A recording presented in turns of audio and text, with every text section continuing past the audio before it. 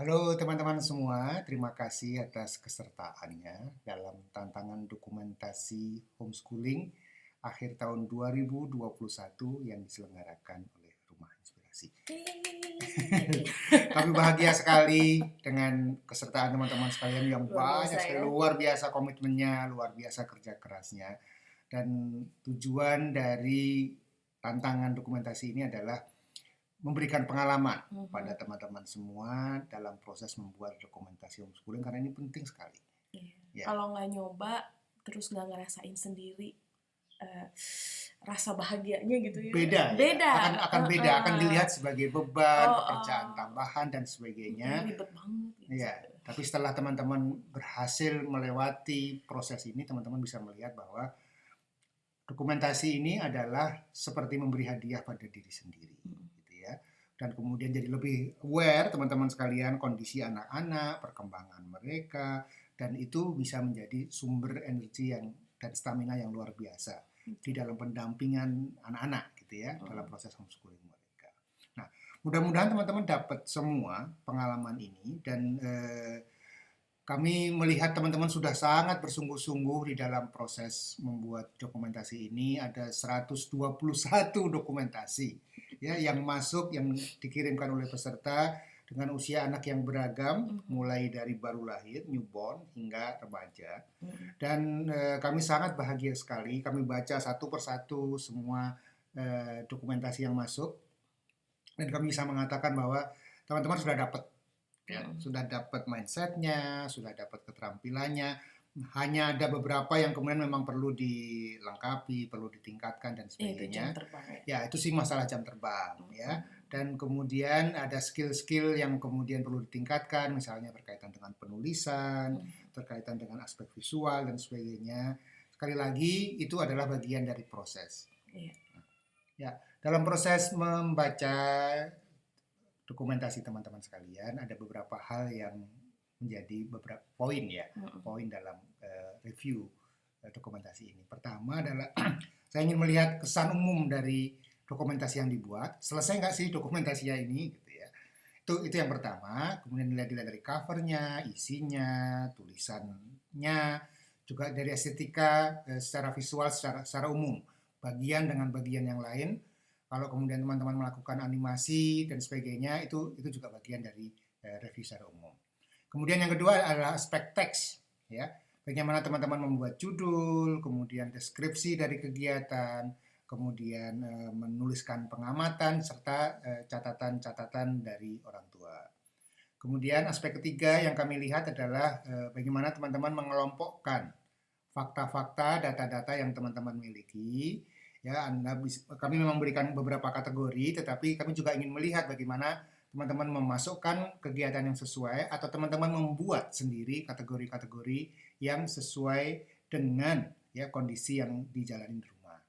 Kemudian yang keempat, aspek kreativitas penyajian, ya. Kreativitas visual, kreativitas pengkategorian, kreativitas penulisan, dan berbagai hal yang terkait dengan kreativitas. Jadi tidak ada sebuah standar. Sehingga teman-teman sekalian sekali lagi memiliki ruang yang besar untuk berkarya membuat dokumentasi anak ini. Dan yang kelima adalah kelengkapan data yang dibuat oleh teman-teman sekalian dalam menyusun dokumentasi. Ya, seperti kami sampaikan sebelumnya, kami sebenarnya akan memilih dua. Langsung ya. Langsung gitu ya. Tapi setelah saya mereview, membaca teman-teman sekalian, saya melihat banyak sekali pilihan yang ada ya, karena semua karyanya luar biasa. Milih 20 aja ini sudah susah sekali gitu ya, karena relatif sama antara satu dengan yang lainnya, sehingga kami mohon maaf, kami akan mengerucutkan 20 karya pilihan yang bisa menjadi inspirasi. Ya. Jadi ini bukan pertandingan sih gitu ya, tapi teman-teman bisa melihat bahwa banyak cara menyajikan.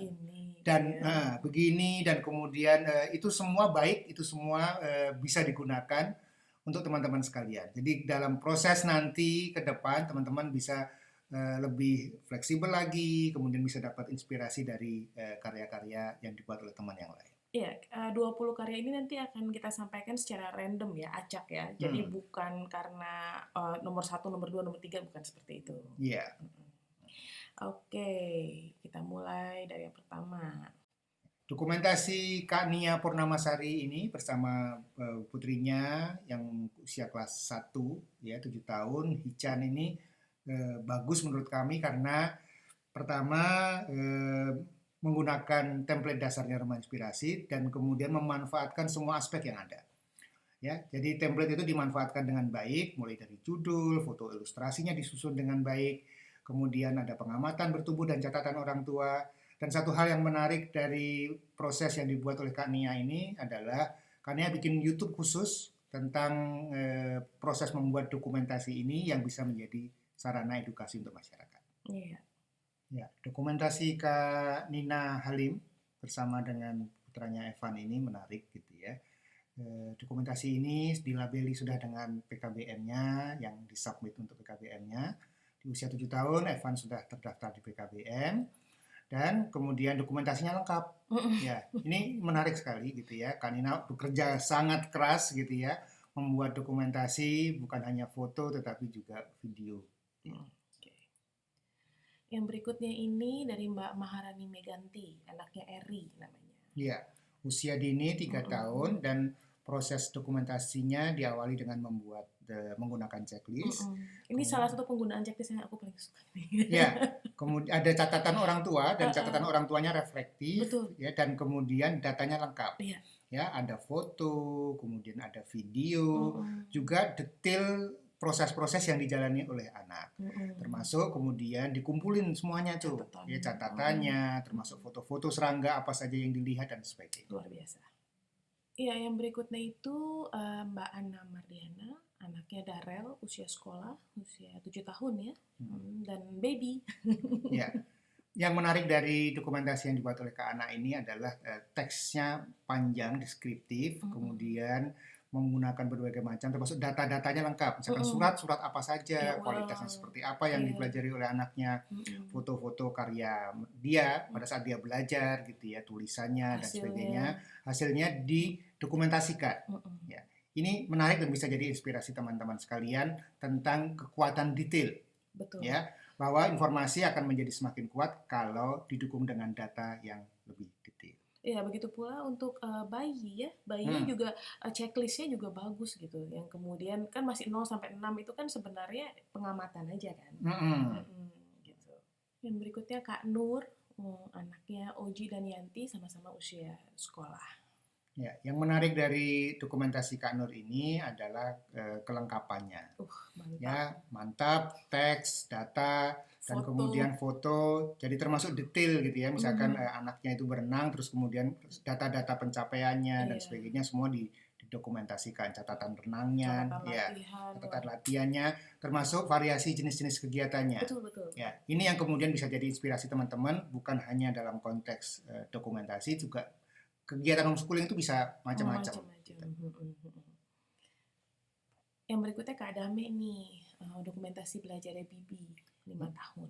Ya, Kak Dame ini menggunakan template sendiri. Ya, jadi tidak mengacu pada template yang disediakan Rumah Inspirasi dan itu tidak apa-apa. Jadi berbasis kegiatan, Kak Dame ini menggunakan pendekatan Waldorf dalam proses homeschoolingnya. Ya, jadi dari berkebun, kemudian dimaknai apa saja kegiatan-kegiatan dan proses pembelajaran yang berkembang dari berkebun, dari story making, story retelling, dan sebagainya. Jadi ini menarik dan bisa jadi inspirasi teman-teman sekalian. Ya, bahwa sekali lagi template itu hanya panduan. Tapi kalau teman-teman merasa ada yang lebih cocok, ada yang lebih menggambarkan kondisi teman-teman sekalian, silakan pakai. Betul, dan ini salah satu contohnya ya. Iya. Yang berikutnya Kak Lulu, anaknya namanya Ajwa.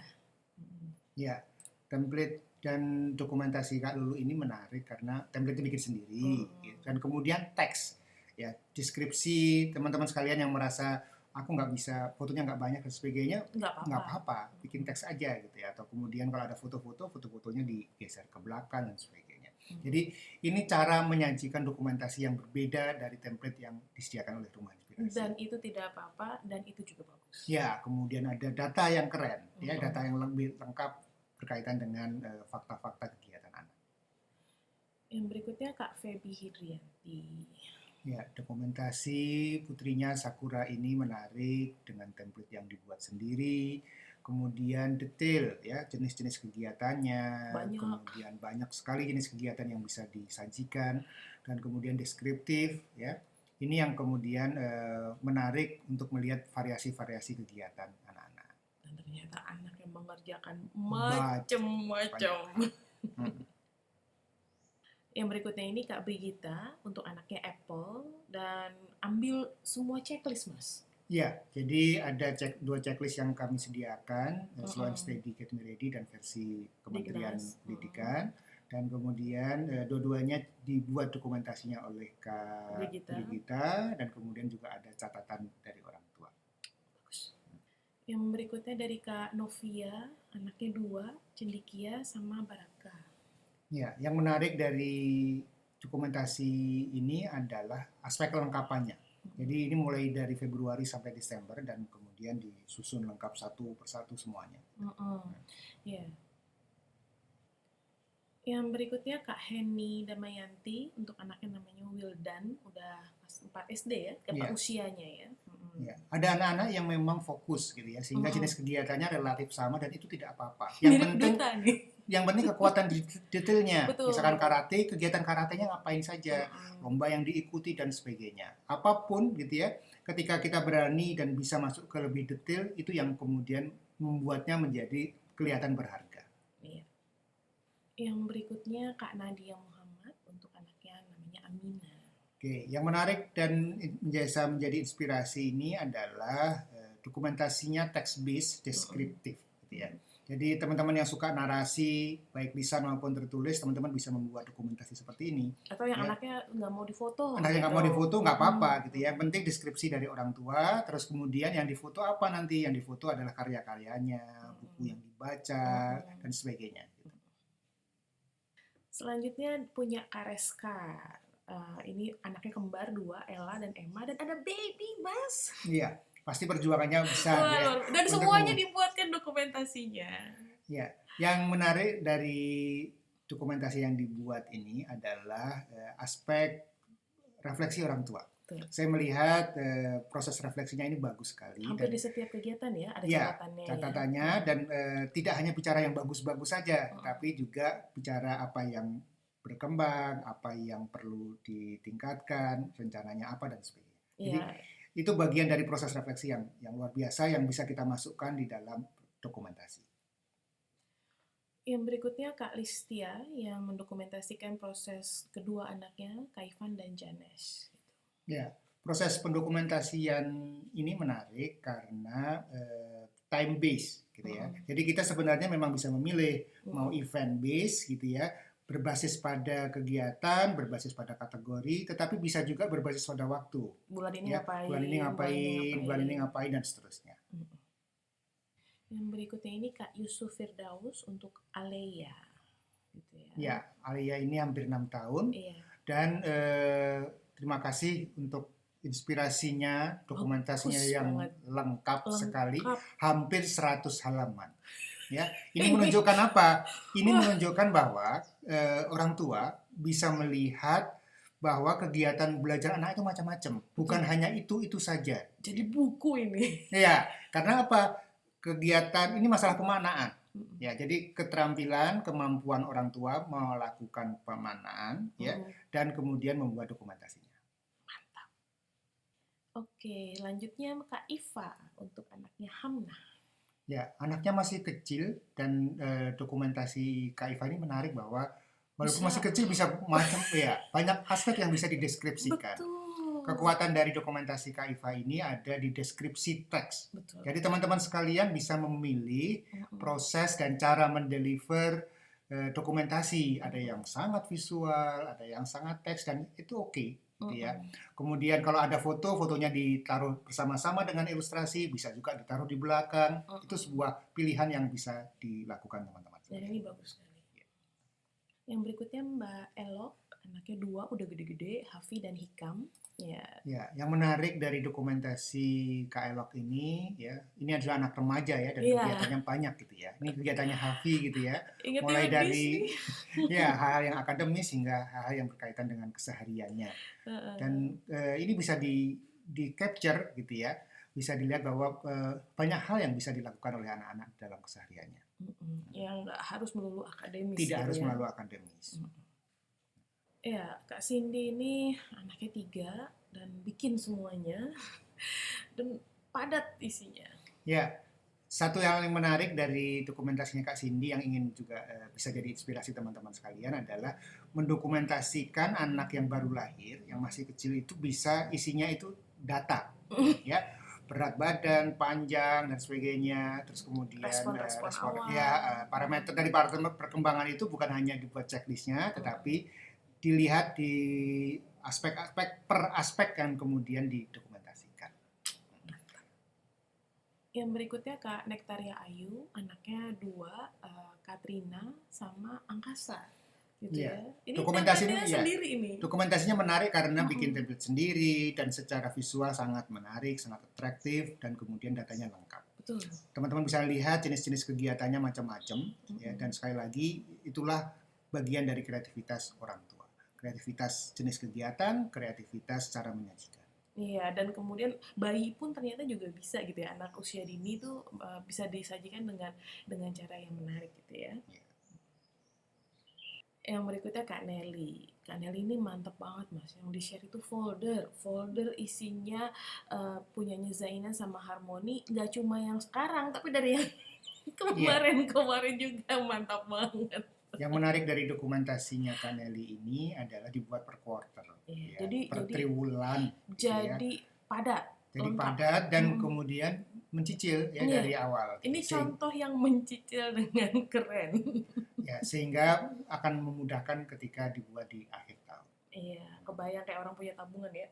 Enak nih kayaknya Kak Nelly ini.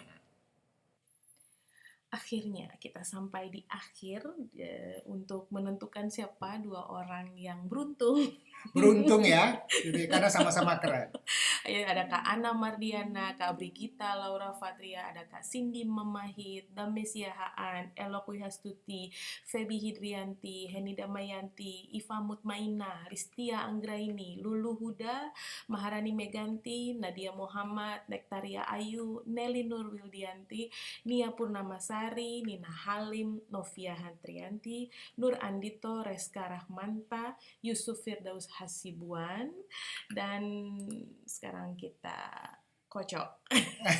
Siapa mohon yang beruntung? Izinnya ya teman-teman ya. Mohon izin ya.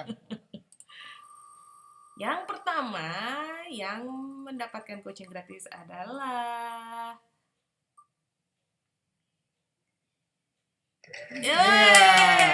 Kak Listia Anggraini. Oke. Lanjut sekali lagi ya.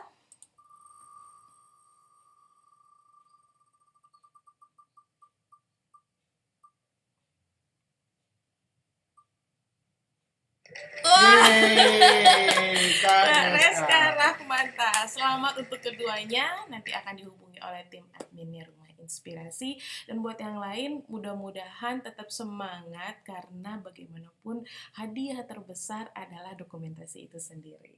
Oke, terima kasih teman-teman sekalian atas kesertaannya. Sampai jumpa lagi di dalam kegiatan dan tantangan Rumah Inspirasi yang lain. Bye.